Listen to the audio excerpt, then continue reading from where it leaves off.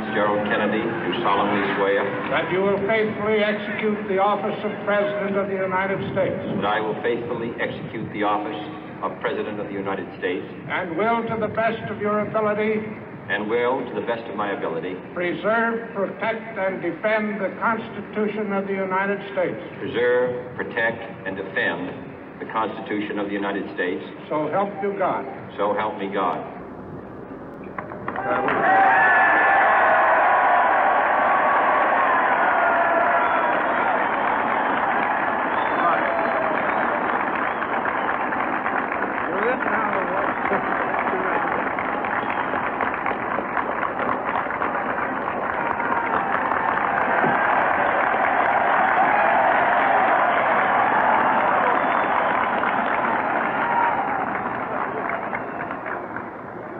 Fellow citizens,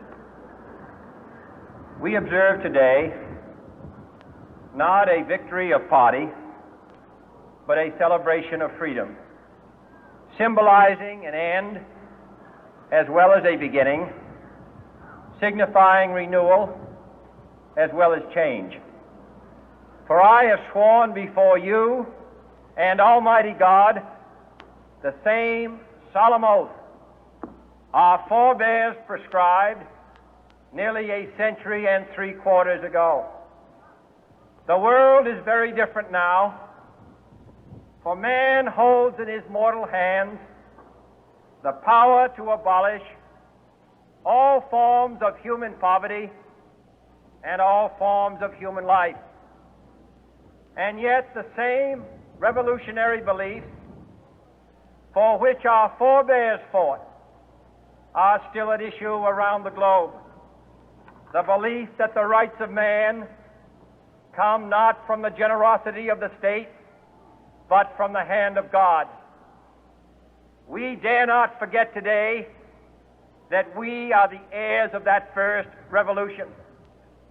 Let the word go forth from this time and place to friend and foe alike that the torch has been passed to a new generation of Americans born in this century, tempered by war, disciplined by a hard and bitter peace, proud of our ancient heritage, and unwilling to witness or permit the slow undoing of those human rights to which this nation has always been committed and to which we are committed today at home and around the world.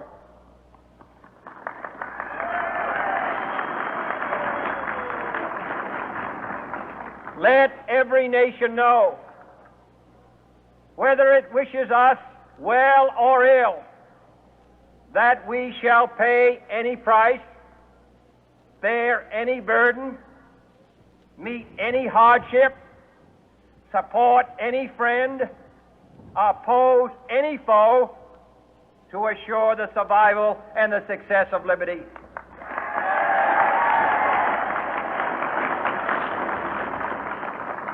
This much we pledge and more. To those old allies whose cultural and spiritual origins we share, we pledge the loyalty of faithful friends. United, there is little we cannot do in a host of cooperative ventures. Divided, there is little we can do, for we dare not meet a powerful challenge at odds and split asunder. To those new states whom we welcome to the ranks of the free, we pledge our word that one form of colonial control shall not have passed away merely to be replaced by a far more iron tyranny. We shall not always expect to find them supporting our view, but we shall always hope to find them strongly supporting their own freedom, and to remember that in the past, those who foolishly sought power by riding the back of the tiger ended up inside.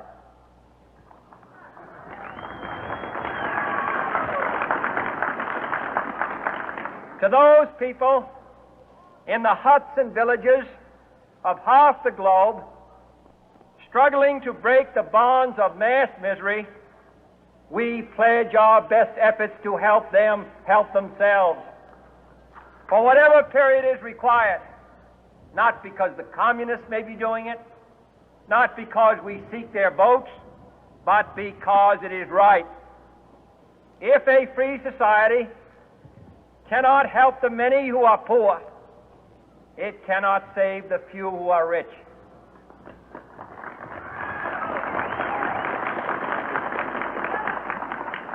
To our sister republics south of our border, we offer a special pledge to convert our good words into good deeds, in a new alliance for progress, to assist free men and free governments in casting off the chains of poverty. But this peaceful revolution of hope cannot become the prey of hostile powers. Let all our neighbors know that we shall join with them to oppose aggression or subversion anywhere in the Americas. And let every other power know that this hemisphere intends to remain the master of its own house.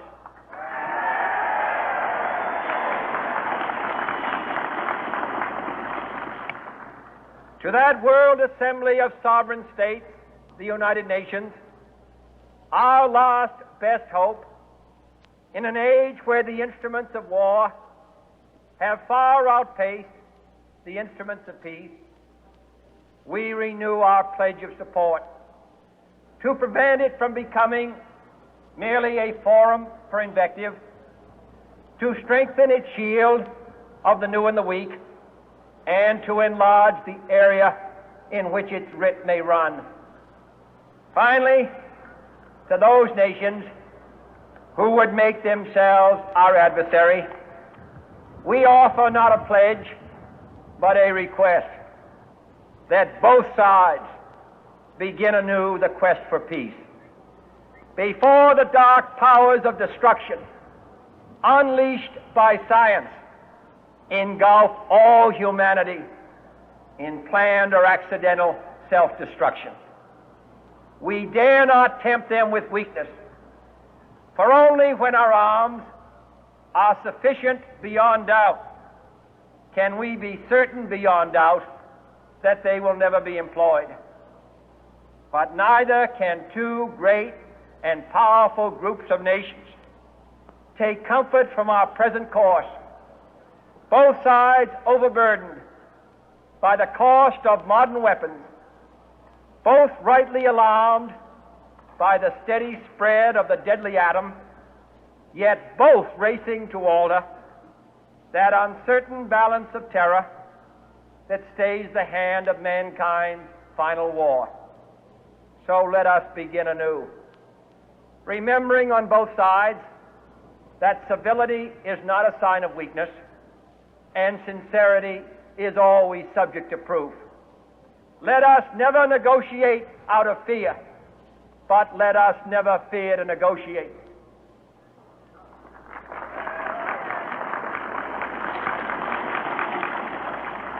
Let both sides explore what problems unite us, instead of belaboring those problems which divide us. Let both sides, for the first time, formulate serious and precise proposals for the inspection and control of arms, and bring the absolute power to destroy other nations under the absolute control of all nations.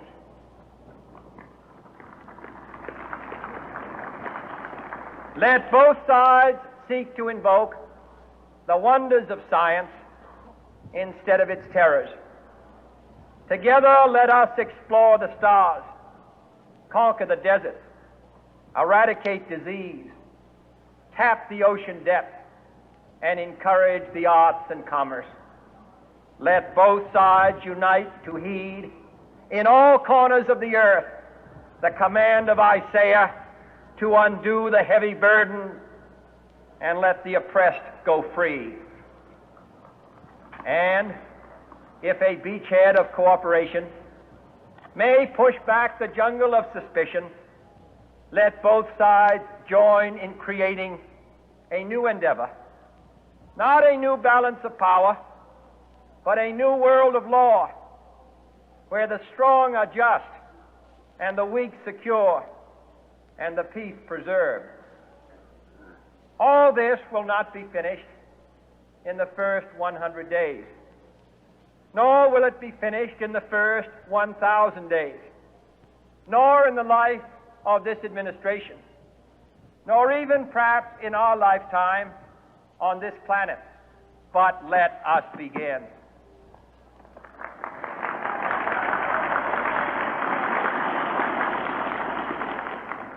In your hands, my fellow citizens, more than mine, will rest the final success or failure of our course. Since this country was founded, each generation of Americans has been summoned to give testimony to its national loyalty. The graves of young Americans who answered the call to service surround the globe.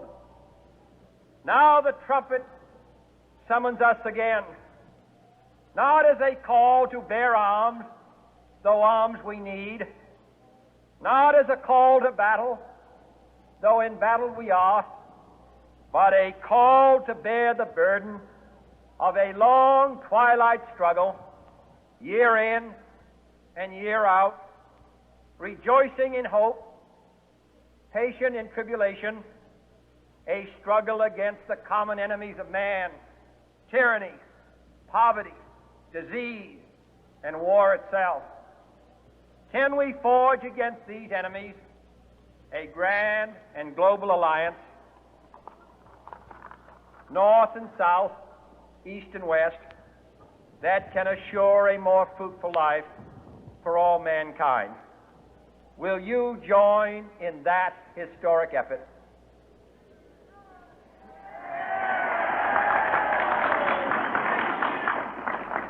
In the long history of the world, only a few generations have been granted the role of defending freedom in its hour of maximum danger. I do not shrink from this responsibility. I welcome it.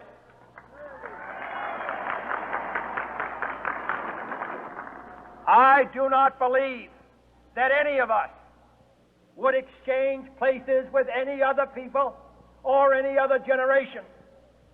The energy, the faith, the devotion which we bring to this endeavor will light our country and all who serve it. And the glow from that fire can truly light the world. And so, my fellow Americans, ask not what your country can do for you, ask what you can do for your country.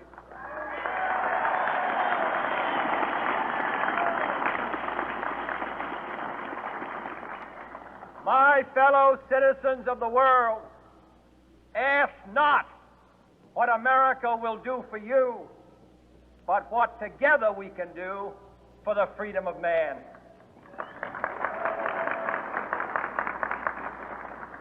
Finally, whether you are citizens of America or citizens of the world, ask of us here the same high standards of strength and sacrifice which we ask of you. With a good conscience, our only sure reward, with history the final judge of our deeds, let us go forth to lead the land we love, asking His blessing and His help, but knowing that here on earth, God's work must truly be our own.